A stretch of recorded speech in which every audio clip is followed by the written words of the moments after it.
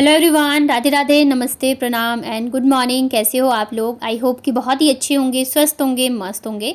मैं भी एकदम ठीक ठाक हूँ। Welcome back to my channel Ashi Rashi vlogs. मैं हूँ रुचि। तो चाहे गर्मियाँ हो चाहे ठंडियों का हो मौसम, सुबह की जो शुरुआत है ना वो होती है गर्मा गर्म चाय के साथ। और मेरी मुझे गर्मी हो तब भी मुझे अदरक वाली चाय चाहिए होती है। जबकि गर्म होता है अदरक तो गर्मी में नहीं पीना चाहिए, बट फिर भी मुझे सुबह सुबह तो यही वाली चाय पसंद आती है। और सुबह की शुरुआत और पूरे दिन जो है एनर्जी में रहने के लिए ये सुबह की चाय जो है बहुत ज़्यादा ज़रूरी होती है मेरे लिए। और आप लोगों को भी ऐसी फ्लेवर वाली चाय पसंद है या सिंपल चाय पीना पसंद करते हो? मुझे तो चाहिए फ्लेवर वाली चाय पसंद है, सिंपल चाय में मुझे मज़ा नहीं आता है। तो यहाँ पे चाय बना के मैं लेके आ गई थी, साथ में लिया है मैंने रस। तो यहाँ पे चाय और कॉफ़ी वगैरह बनाने की ड्यूटी जो है वो मेरी ही होती है। बाकी नाश्ता लंच जितनी भी चीज़ें खाने पीने की वो सब मम्मी ही बनाती हैं। तो उसके बाद फिर बच्चों को नहला धुला दिया था, काम से हम लोग हो गए थे फ्री। और फिर मैंने सोचा कूलर में पानी भर लेती हूँ, क्योंकि क्या होता है ना कि टंकी का पानी फिर गर्म हो जाता है। और गर्म पानी जब हम कूलर में भरते हैं ना तो फिर अगर कूलर चलाओगे भी तो वो गर्म ही हवा आता है, ठंडी हवा जो नहीं आती है। क्योंकि पानी इतना खौला हुआ होता है ना, 10 बजते बजते तो इतना गर्म हो जाता है कि हाथ भी नहीं लगा सकते हैं। और गर्मी में ना सबसे ज़्यादा प्रॉब्लम जो है वो पानी की ही रहती है। खास करके दिल्ली में तो पानी की बहुत ही ज़्यादा दिक्कत है। लेकिन हम लोग जहाँ रह रहे हैं ना वहाँ पे ऐसा कुछ नहीं है। जब चाहो मोटर चलाओ पानी आ जाता है ठंडा ठंडा। लेकिन फिर भी टंकी भरी रहती है तो वेस्ट करने का कोई मतलब नहीं बनता है। तो इस वजह से हम लोग कोशिश करते हैं कि सुबह सुबह ही नहा लें, जब तक कि पानी गर्म उससे पहले ही सारा काम जो है करके फ्री हो जाए। तो इस वजह से मैंने कूलर में भी पानी भर दिया था, क्योंकि अभी तुरंत तो चलेगा नहीं। 12 बजे के बाद ही चलता है जब हम लोग लंच वगैरह कर रहे होते हैं। सुबह से चलाओ तो फिर वो गर्म भी हो जाता है और आदत हो जाती है ना, तो फिर हवा का पता ही नहीं चलता है कि चल भी रहा है कूलर। तो इसलिए मैंने पानी भर के छोड़ दिया है। थोड़ी देर में ये थोड़ा सा तो ठंडा हो ही जाएगा। और इस बार तो गर्मी ने सारे ही रिकॉर्ड तोड़ दिए हैं। 52 53 डिग्री चल रही है। तो अब सोच सकते हो कि बाहर निकलने की तो हिम्मत ही नहीं है। जो लोग सच में जैसे कि मजदूर लोग होते हैं या जो बाहर काम कर रहे हैं, उन्हें सच में सैल्यूट है। इतनी गर्मी में कैसे ही करते हैं। हम घर पे रहते हैं तो हमारी हालत इतनी ख़राब हो जाती है। उसके बाद ना ये शाम का है, तो यहाँ पे आई थी मेरी फ्रेंड अपने दोनों बच्चों को लेके मिलने के लिए। एक्चुअली मैं जब गई थी ना इससे मिलने इसके घर घर पे, तो वहाँ पे मैंने ना ये जो छोटी वाली गुड़िया है इसके साथ मैंने फोटो ली थी और आके मैंने घर पे बच्चों को दिखाया। तब से ये दोनों मेरे को इतना परेशान कर रहे थे, बाबू को लेके आओ, बाबू को लेके आओ।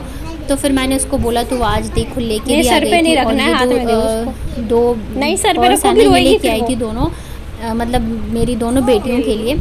तो इसे पता है कि दोनों को सेम ही चीज़ें चाहिए होती है, अदरवाइज फिर लड़ने लगते हैं। तो इसलिए सेम ही दोनों के लिए लेके आई थी। और यहाँ पे दोनों बच्चे भी हल्ला कर रहे थे कि मुझे भी चाहिए।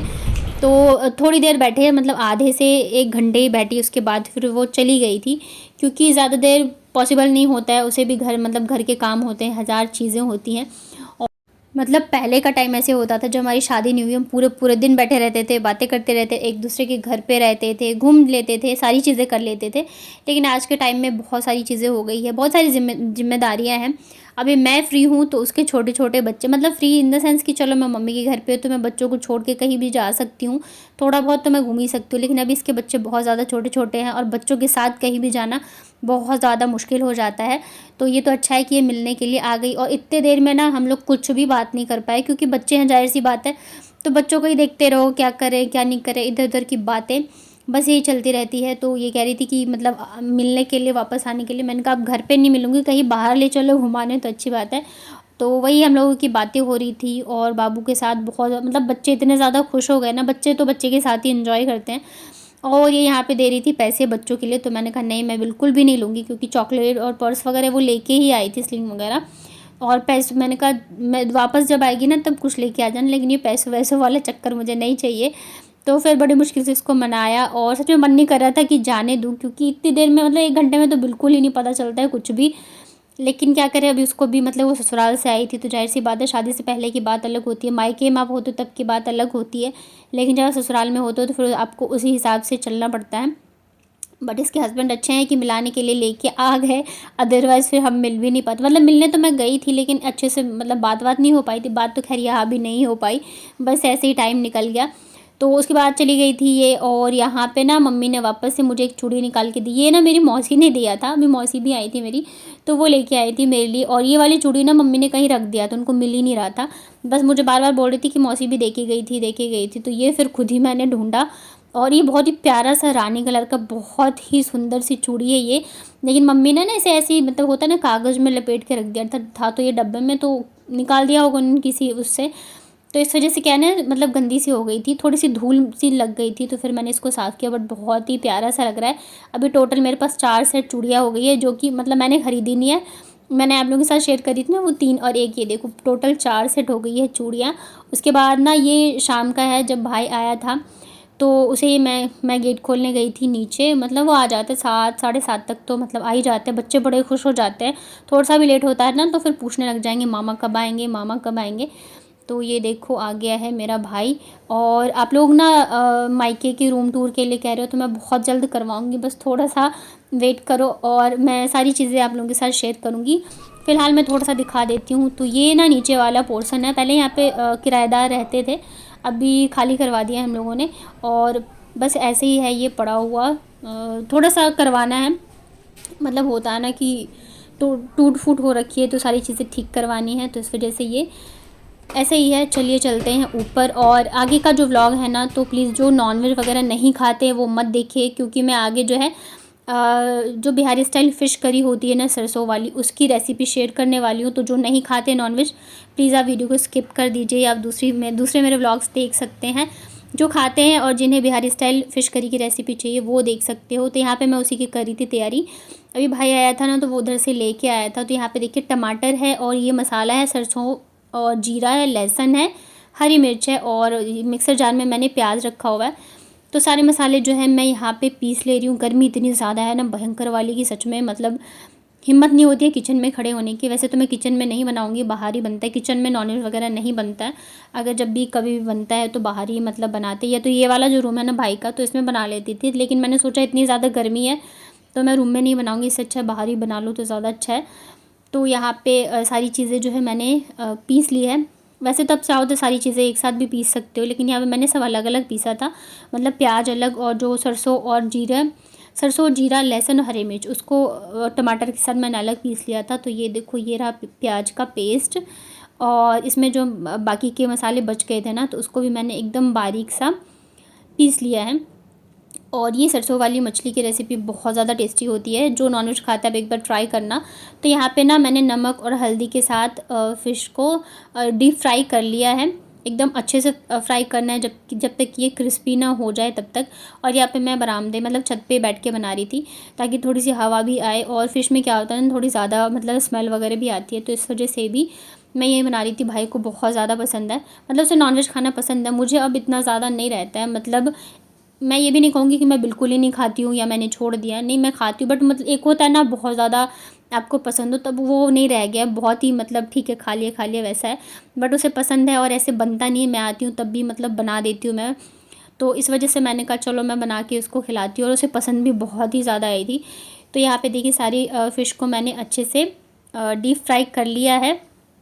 और सेम इसी कढ़ाई में जब तेल बच गया तो इसमें मैंने डाला है 5 फ़ोरन और तेज़पत्ता, और ये जो प्याज का पेस्ट है ना इसे हम डाल देंगे, और इसे अच्छे से हम फ्राई कर लेते हैं। प्याज तेल जो है थोड़ा कम ही रखेंगे प्याज को फ्राई करते टाइम, अदरवाइज़ वो जो है ना सारे तेल जो उड़ जाते हैं, मतलब क्योंकि प्याज में पानी होता है ना इस वजह से। तो सबसे पहले थोड़े से तेल में हम प्याज को अच्छे से फ्राई कर लेंगे, बाद में चाहो तो आप तेल इसमें ऐड कर सकते हो। मतलब फ़िश जो मैंने फ्राई किया था तो उसमें तेल ज़्यादा था, तो मैंने थोड़ा सा निकाल के अलग से रख लिया है। तो यहाँ पे ये देखिए प्याज जो है अच्छे से भुन गए हैं, मतलब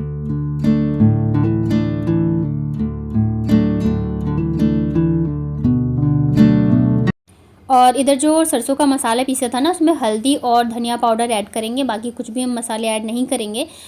और यहाँ पे प्याज भी भुन गए हैं, तो अब जो मसाला सरसों का मसाला है ना हम उसको इसमें ऐड कर देंगे, और तब तक हमें इसे भूनना है जब तक कि तेल और मसाले जो है वो अलग नहीं हो जाते हैं। इतने देर में ना मेरी फ्रेंड का भी कॉल आया था, और वो यही कह रही थी कि मतलब बात तो हो ही नहीं पाती है, हम मिलते भी है तो बस वो नाम के लिए ही रहता है, क्योंकि टाइम ही नहीं रहता। आधे घंटे में फिर चाय नाश्ता करने लग जाते हैं हम लोग, या बच्चे हैं तो इधर उधर की चीज़ें हो जाती है। लेकिन वो जो पहले था ना कि हम बैठ के आराम से बातें करते थे, चीज़ें शेयर करते थे, तो वो अब फ़ोन पे ही रह गया है कि हम फ़ोन पे बातें कर लेते हैं, सामने से बिल्कुल ही हमारी जो है वो बात नहीं हो पाती है। और साथ ही मतलब पहले ऐसा रहता था ना चलो फ़ोटो लेते हैं, सेल्फीज़ लेते हैं, तो वो भी हम लोग नहीं ले पाए।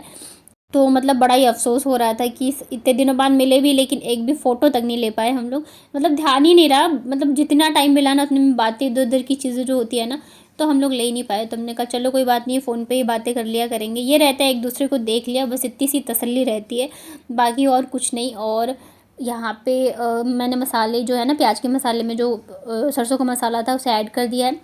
दोनों मसालों को ना मीडियम आँच पे हमें अच्छे से भुनना है, जब तक कि तेल और मसाले जो है अलग ना हो जाए।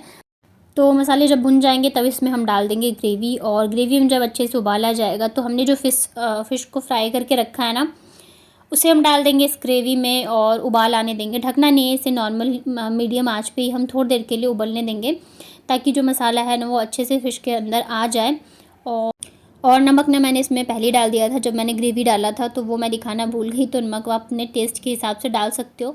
हम लोग इसे मोस्टली जो है चावल के साथ खाते हैं, तो थोड़ा सा नमक जो है ज़्यादा डलता है। वैसे तो जब हम फ्राई करेंगे ना फ़िश को तो उसमें भी नमक रहता है, तो थोड़ा सा ध्यान से ही डालना। और इसमें ना खटाई भी डाली जाती है, तो मैं मतलब यहाँ पे मैंने आम की जो खटाई होती है ना, आमिल बोलते हैं हमारे इधर, मतलब कच्चे आम को काट के सुखा के फिर उसे बनाया जाता है, तो वो भी डाल दिया था। सरसों वाली सब्ज़ी में ना खटाई मतलब डलती है तो उससे अच्छा टेस्ट आता है। सबसे लास्ट में यहाँ पे मैंने डाला है बारीक कटी हुई हरी धनिया। फ़िश में ना ये हरी धनिया का भी टेस्ट बहुत ही अच्छा आता है। गैस को कर देंगे बंद। और यहाँ पे हमारी फ़िश करी जो है बन चुकी है। इसे और ज़्यादा अगर आपको टेस्टी बनाना हो तो ऊपर से आप तड़का लगा सकते हो। सरसों तेल में मैंने यहाँ पे जीरे को अच्छे से वो कर लिया था, हल्का सा जब जल सा जाता है ना, बहुत ज़्यादा नहीं जलाना। उसके बाद यहाँ पे तड़का लगा देंगे तो ये बहुत ही स्मोकी फ्लेवर फ़िश करी बन जाती है और बहुत ज़्यादा टेस्टी बनती है। और कल वाले व्लॉग में ना आप लोगों के बहुत सारे प्यारे प्यारे कमेंट्स आए थे, उसके लिए थैंक यू सो मच। कभी कभी बोलना ज़रूरी हो जाता है, अदरवाइज़ लोग जो है ना बोलने की तमीज़ ही भूल जाते हैं। किसी को सजेस्ट करना या किसी को समझाना अलग चीज़ होती है, लेकिन किसी को खुद से नीचे दिखाना या किसी की इंसल्ट करना अलग चीज़ होती है, और वो मैं बिल्कुल भी नहीं झेलूँगी। तो वीडियो पसंद आया तो लाइक करिए, शेयर करिए, मेरे चैनल को कर लीजिए सब्सक्राइब। चलिए मिलती हूँ फिर कल के व्लॉग में।